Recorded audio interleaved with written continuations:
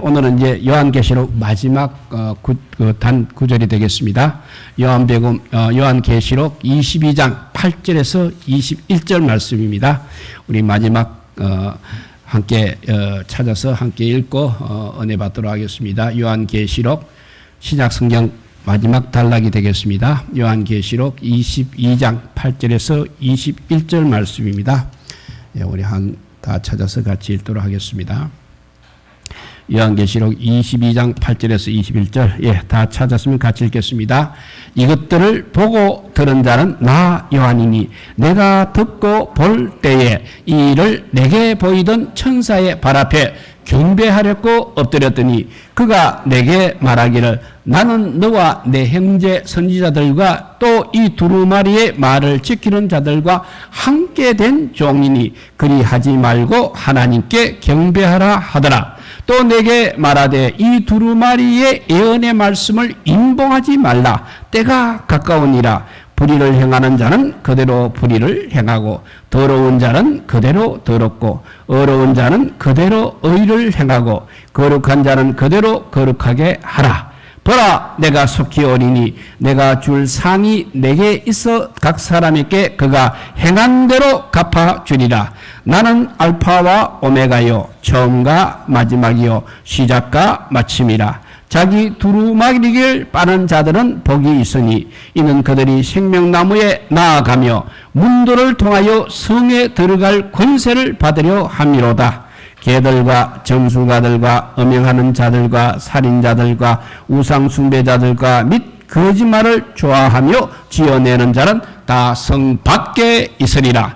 나 예수는 교회들을 위하여 내 사자를 보내어 이것들을 너희에게 정언하게 하였노나 나는 다윗의 뿌리요 자손이니 곧 강명한 새벽별이라 하시더라. 성령과 신부가 말씀하시기를 오라 하시는도다. 듣는 자도 오라 할 것이요 목마른 자도 올 것이요 또 원하는 자는 값없이 생명수를 받으라 하시더라.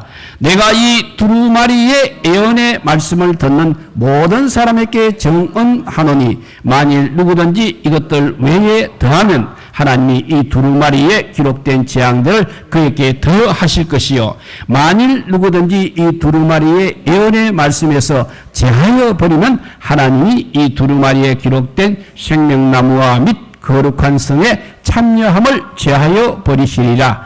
이것들을 정언하시니가 이러시되 내가 진실로 속히 오리라 하시거늘 아멘. 주 예수여 오시옵소서. 주 예수의 은혜가 모든 자들에게 있을지어다. 아멘. 이제 마지막 요한계시록 9절을 우리가 한번 읽어봤습니다. 요한계시록은 요한이 창작한 그런 말씀이 아닙니다. 하나님께서 천사를 통해서 요한에게 보여준 환상에 대한 기록인 것입니다. 그렇게 따지면 요한계시록은 지난 시간에 모두 끝이 났습니다. 오늘 본문은 요한이 본 환상이라기보다는 일종의 이제 요한계시록의 후기에 해당되는 부분이라 할 수 있겠습니다. 그러니까 요한이 지금까지 본 환상을 잘 요약 정리한 것입니다. 가장 먼저 하는 이야기는 요한이 이제 갑자기 천사에게 경배하려고 하고 있습니다. 그런데 천사가 만류했다는 내용이 가장 먼저 나오고 있습니다. 이것은 바로 앞에 있는 19장 10절에 나온 내용이기도 합니다.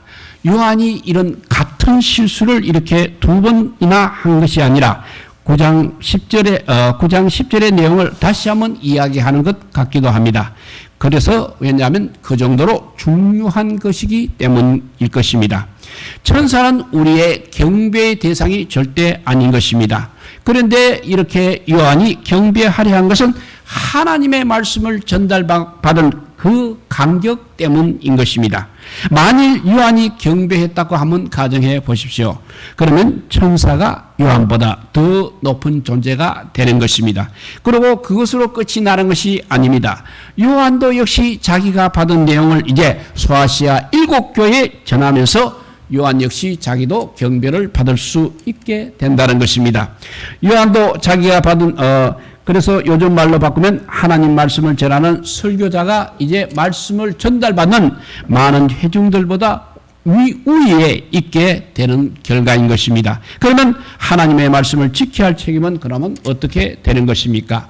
천사가 요한에게 나는 너와 너의 형제 선지자들과 또 이 두루마리의 말을 지키는 자들과 함께 된 종이니 그리하지 말고 하나님께 경배하라고 했습니다. 천사도 요한과 함께 종된 신분인 것입니다. 하나님의 종으로 살아야 할 책임은 천사나 요한 동일하다는 것입니다. 요한만이 아닙니다. 요한으로부터 이 말씀을 전해 듣는 사람들도 마찬가지인 것입니다. 말씀을 듣는 자의 책임은 바로 말씀을 전하는 자에게 경의를 표하는 것이 아니라 말씀대로 지키고 행하는 것입니다. 우리가 신방을 목사님들이 신방을 하게 되면 식사 대접을 받게 될 때가 있습니다. 이럴 때 성도님이 이렇게 말을 합니다. 목사님 그동안 신앙생활을 제대로 못해서 죄송합니다. 그런데 마침 이렇게 잘 오셨으니 정석껏 대접 마침 이렇게 오셨으니 잘 되었습니다. 이제 저도 이제 하나님께 좀 좋은 모습을 보이도록 많이 드십시오라고 이렇게 목사님에게 정성껏 대접하면 그동안 말씀대로 살지 못한 것을 이렇게 벌충한다 할까? 그렇게 될 수가 있겠습니까? 이 이야기는 두 가지 면에서 잘못되었다고 할 수 있는 것입니다. 말씀대로 사는 것이 힘들면 하나님은 그러면 우리를 힘들게 하는 그런 분이 되는 것입니다. 기독교는 다른 종교처럼 고행의 종교가 아닙니다. 말씀대로 살라는 이야기는 세상을 재미있게 살 수 있는 권리를 포기하라는 그런 뜻이 아니라 세상을 바로 살라는 뜻이 되겠습니다. 말씀대로 살라는 이야기는 세상을 바로 살라는 뜻인 것입니다. 또 하나 잘못된 거 있습니다. 그것은 목회자가 믿는 예수님이나 또 평신도가 믿는 예수님이나 같은 분이신 것입니다. 그러니까 하나님 말씀 앞에서는 아무런 차등이 없다는 말씀이 되겠습니다. 목회자만 하나님 말씀에 목숨을 걸어야 목회자는 하나님의 말씀에 목숨을 걸어야 하지만 목회자가 아닌 사람은 세상 재미를 탐해도 무방한 것 역시 아닌 것입니다. 이 땅에 하나님의 뜻을 이루려 하는 책임은 우리 모두에게 동등한 것입니다. 이 땅에 오죽하면 천사도 우리와 함께 된 종이라고 그렇게 말하고 있습니까? 우리는 천사가 말씀에 순종하는 것과 동등한 분량으로 우리 역시 순종해야만 하는 사람들입니다. 그래서 천사에게 경배하는 것으로 순종의 책임을 경감받는 법은 없다는 것입니다. 이제 10절에 가면 두루마리의 예언의 말씀을 이제 임봉하지 말라는 말씀이 나오고 있습니다. 왜냐하면 그 이유를 고대에 적어놨습니다. 때가 가깝기 때문이라고 했습니다. 요한계시록이 묵시서인 것처럼 다니엘서도 역시 묵시서입니다. 그런데 다니엘서에는 그 글을 봉함하라고 했습니다. 왜냐하면 그때는 종말의 때가 아니었기 때문인 것입니다. 왜냐하면 예수님이 아직 초림도 하지 않으셨으니 재림이 있을 턱이 없기 때문입니다. 하지만 지금은 다르다는 것입니다. 이제 예수님이 오시기만 하면 모든 것이 끝나는 그야말로 촉급한 사항인 것입니다. 그래서 요한계시록은 비밀 문서가 아닌 것입니다. 교회라 하여금 종말을 준비할 수 있도록 공개되어야 하는 내용인 것입니다. 그것도 시급히 공개가 되어야 하는 것입니다. 예를 들면 공부에 게으른 학생이 시험 때가 멀었다고 하는 것처럼 할 수 있는 내용도 아닌 것입니다. 기록과 동시에 적용시켜야 할 만큼 요한계시록은 긴박한 내용인 것입니다. 그래서 11절이 가능합니다. 불의를 행하는 자는 그대로 불의를 행하고 더러운 자는 그대로 더럽고 어려운 자는 그대로 의를 행하고 거룩한 자는 그대로 거룩하게 하라고 한 것입니다. 정말로 모든 것이 이제 다 결정되어서 사항이 끝났다는 또 그런 뜻은 아닙니다. 사항이 끝났으면 우리가 각성을 촉구할 이유가 없는 것입니다. 예언의 말씀을 봉하지 않는 것도 의미가 없는 것입니다. 고3 학생에서 고3 교실에서 선생님이 시험이 얼마 안 남았으니 열심히 공부하라는 말을 많이 합니다. 그런데 이번 달까지만 놀고 다음 달부터 공부한다는 학생이 있습니다. 그런 학생에게 그럼 너는 대학을 가지 말라고 하는 격이 되는 것입니다. 우리의 행동을 정하는 것이 지금 굉장히 시급하다는 뜻이 되겠습니다. 꾸물꾸물거리는 자를 향해서 구제불능을 선언할 만큼 시급하다는 것을 말하고 있는 것입니다. 그래서 불의를 행하는 자는 그대로 불의를 행하고, 더러운 자는 그대로 더럽고, 어려운 자는 그대로 의를 행하고, 거룩한 자는 그대로 거룩하게 하고 있으면 주님이 속히 오신다는 것입니다. 주님께서는 줄 상이 있습니다. 그래서 각 사람에게 행한 대로 갚아 주신다고 하셨습니다. 간혹 이렇게 상급 이야기를 유치하게 생각하는 사람들이 있습니다. 그런 것이 없어도 자기가 잘 알아서 얼마든지 신앙생활을 할 수 있다는 것입니다. 세상에서는 그런 태도가 바람직할 수도 있습니다. 하지만 상을 주신다는 분이 우리 하나님이시라면 이야기가 반드시 달라져야 하는 것입니다. 흔히 교회 학교에서 가장 많이 하는 행사가 바로 달란트 잔치가 되겠습니다. 그런 행사를 하는 이유는 우리 어린아이들의 신앙을 분발시키기 위해서인 것입니다. 그런데 어떤 아이가 이렇게 말하면 뭐라고 해야 하겠습니까? 선생님, 우리가 교회에 잘 나오라고 이런 식으로 하시고 있는 것입니까? 라고 하면 우리는 뭐라고 대답을 해야 하겠습니까? 선생님이 머리를 써서 학생들을 교회에 잘 나오게 하면 학생들이 할 도리는 그냥 교회에 잘 나오면 되는 것입니다. 자기는 선생님의 의도를 다 안다고 잘난 척할 때는 정말 얄미울 것입니다. 하물며 우리와 하나님과 우리 차이는 이렇게 교회 학교 선생님과 학생 차이 정도가 아니라는 것입니다. 하나님이 이렇게 상급을 말씀하시는 이유가 우리의 신앙을 그냥 분발시키기 위한 것으로 안다면 우리가 할 일은 최선을 다하며 그 상급을 받아내는 일일 것입니다. 각 사람에게 그가 행한 대로 갚아주시는 우리 주님은 알파와 오메가요, 처음과 마지막이요, 시작과 마침인 것입니다. 알파와 오메가라, 또 처음과 마지막, 또 시작과 마침, 이 모두 다 전부 같은 뜻입니다. 사람은 처음과 나중이 달라집니다. 하지만 우리 주님은 역사의 주인이십니다. 그러니까 모든 일이 우리 주님께 달려 있다는 것입니다. 가서온 주인이 인부들이 행한 대로 갚아주는 것처럼 역사의 주인이신 우리 주님께서 각 사람이 행한 대로 반드시 갚아주시는 것입니다. 이 세상 역사가 그렇게 우리 주님께 달려있다면 우리가 주님께 잘 보이는 일은 무엇보다도 중요한 것입니다. 무슨 일이 있더라도 우리는 주님이 기뻐하시는 일을 해야 하는 것입니다. 그래서 4장 상반절에 보면 그 일을 바로 두루마리 빠는 일로 이야기하고 있습니다. 자기 두루마리를 빠는 자들은 복이 있다는 것입니다. 그러면 자기 두루마리를 빨지 않아서 복 없는 자는 어떤 사람들입니까? 약속 시간이 6시입니다. 그런데 늦을 것 같습니다. 그러면 늦겠다고 연락을 하게 됩니다. 그런 경우 연락했다고 해서 제 시간에 온 것으로 인정되는 것은 아니라는 것입니다. 약속 시간이 늦으면 이야기하는 것은 너무나 당연한 것입니다. 시간도 안 지키면서 양해도 구하지 않는다는 것은 더욱더 말이 안 되는 것입니다. 하지만 늦는다고 말을 했다고 해서 늦어도 되는 자격이 부여되었다는 것은 결코 아니라는 것입니다. 어쩌면 이 이야기가 우리에게 너무 매정하게 들릴 수도 있을 것입니다. 왜냐하면 요즘은 길이 하도 시도 때도 없이 막히니까 별 수 없지 않느냐고 할 수도 있는 것입니다. 그렇게 이야기하면 별 수 없는 일로 인정할 마음도 아마 있을 것입니다. 하지만 자기 두루마리를 빠른 일만큼은 별 수 없으면 절대 안 되는 것입니다. 두루마리를 빨 수 없는 사이를 조목조목 이야기했다고 해서 두루마기를 빤 것으로 인정되는 법은 없는 것입니다. 우리가 두루마기를 빠는 것을 짐승은 결코 우리에게 용납하지 않고 있습니다. 그래도 우리는 기어코 두루마기를 빨아야 하는 것입니다.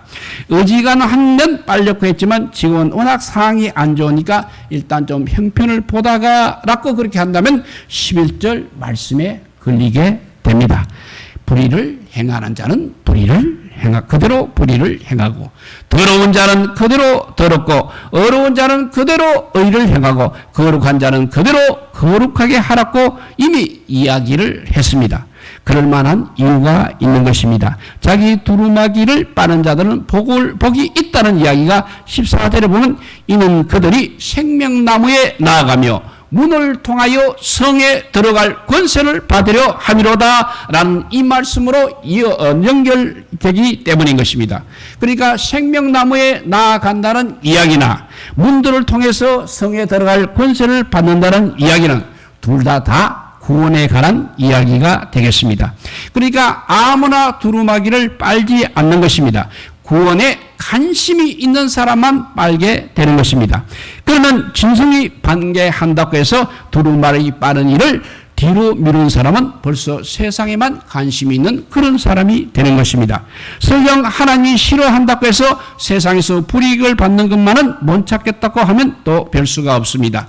그들은 성에 들어갈 권세를 받으려 하지 않기 때문에 성 밖에 있는 것이 맞는 것입니다. 15절에 그래서 성 밖에 있는 사람들의 명단이 나오고 있습니다. 읽어보면 개들과 점술가들과 음행하는 자들과 살인자들과 우상숭배자들과 및 거짓말을 좋아하며 지어내는 자들, 이들이 바로 성 밖에 있는 사람들의 명단입니다. 앞에 21장 8절에서 불과 유황으로 타는 못에 던져지는 사람들에 대한 설명이 나오고 있습니다.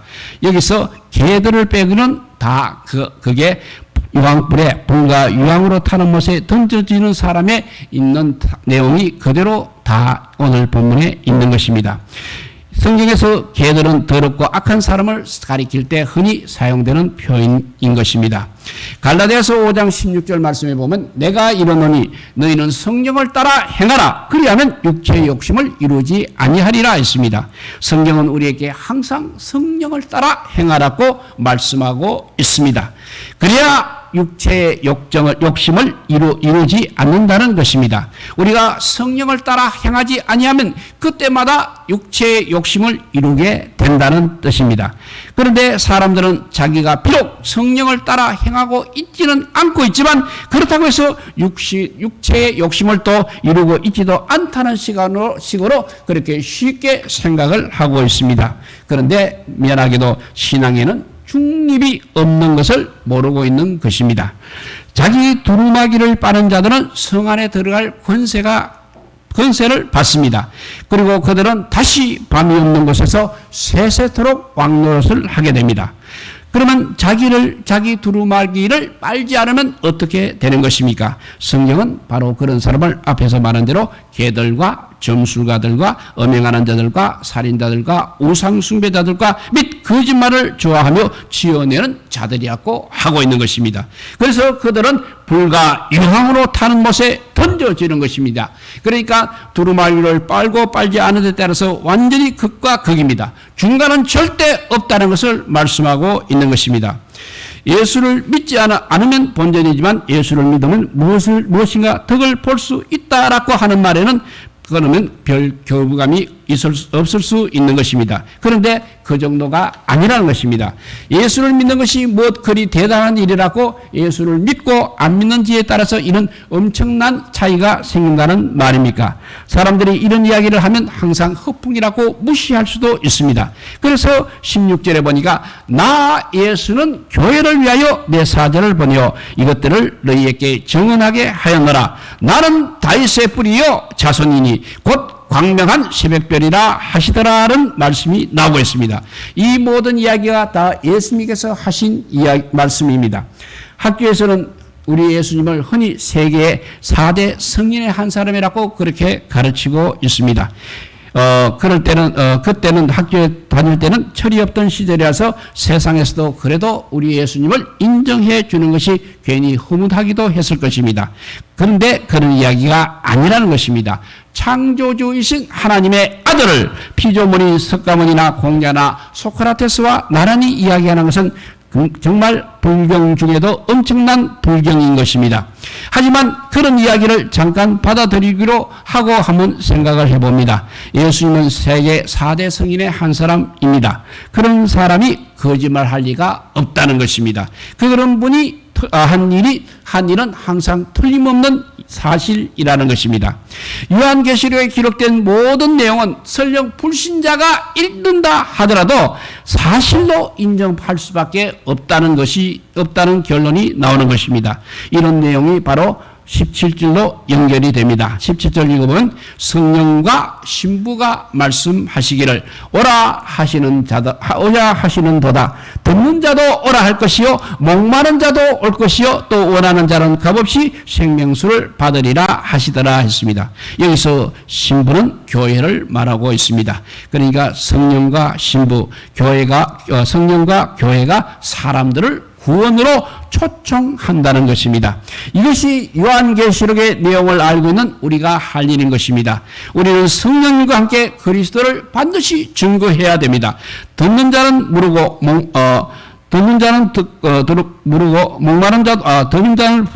목마른 자도 부르고 원하는 자도 부르고 할 수만 있으면 모든 사람을 우리가 다 불러야 하는 것입니다.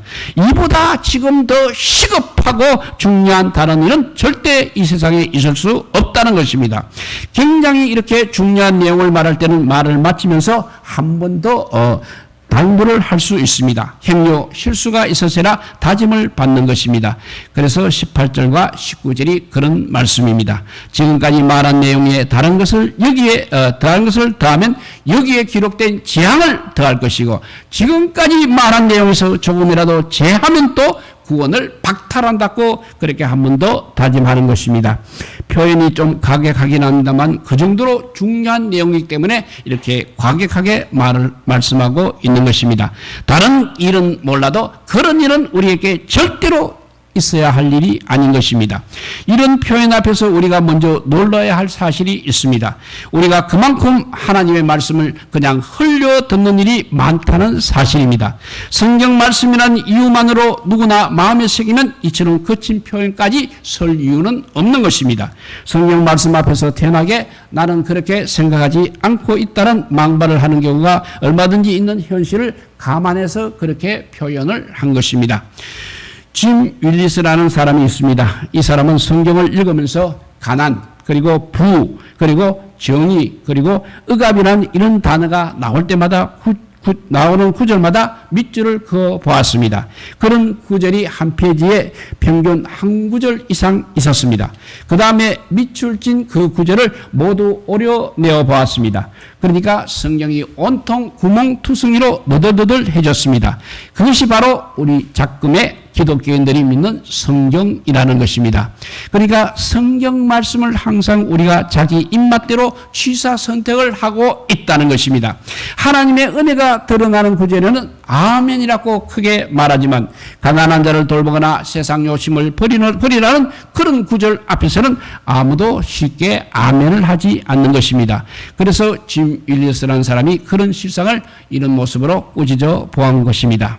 월드비전 미국 회장인 리차드 스탠스가 그런 지적을 마음에 담아보았습니다. 자전적 에세이를 쓰고는 이름을 그냥 구멍난 복음이라고 그렇게 붙였습니다. 짐 윌리스의 지적처럼 자기가 지금까지 성경에 구멍을 뚫으며 살아왔다는 참회가 담긴 제목이 되겠습니다. 뷔페 음식은 입맛대로 골라 먹을 수 있습니다. 그렇지만 우리 하나님의 말씀은 절대 뷔페 음식이 아니라는 것입니다. 우리가 할 일은 하나님의 말씀을 고르는 그런 일이 아니라 하나님의 말씀에 무조건 순종하는 일인 것입니다. 행여 우리가 그 사실을 망각해서 복을 못 받을까 싶어서 하나님께서 애타는 심령으로 당부하신 말씀이 바로 오늘 18절과 19절인 것입니다. 우리가 늘 하는 기도가 주기도문입니다. 20절은 그 상반절을 요약한 주기도문의 상반절을 요약한 말씀이 되겠습니다. 그러니까 하나님의 이름을 거룩하게 하고 하나님 아버지의 이름을 거룩하게 하고 아버지의 나라가 오게 하고 아버지의 뜻이 하늘에서와 같이 땅에서 이루어지기를 바란다는 이야기를 한마디로 요약하게 되면 주 예수여 오시옵소서라고 요약할 수 있습니다. 그래서 아람어로 이것을 마라나타라고 합니다. 헬라어로도 음력에서 그냥 마라나타라고 하고 있습니다. 예수님이 오시면 어린 양의 혼인잔치가 이루어집니다. 우리 모두가 어린 양의 신부가 되는 것입니다. 혼인 날짜를 기다리는 신부의 심령이 곧 주님 오심을 기다리는 우리의 심정인 것입니다. 그런데 중요한 것이도 또 가짜가 있는 법입니다. 구원이 너무나 중요합니다. 그러니까 구원파 이단이 있습니다. 성령님의 사역이 중요하니까 이상한 은사 운동이 있습니다. 재림도 그렇습니다. 재림은 우리의 구원의 완성과 연결될 만큼 정말 중요한 사건입니다. 사탄이 바보가 아니라면 가짜가 있을 수밖에 없는 것입니다. 특히 그 옛날에 시한부 종말론은 우리 한국 기독교 역사에 항상 있었던 이단입니다. 지난 1992년 10월 28일은 시한부 종말론자들이 얼마나 극성을 벌였는지 TV 방송국에서 TV로 중계되기도 했습니다.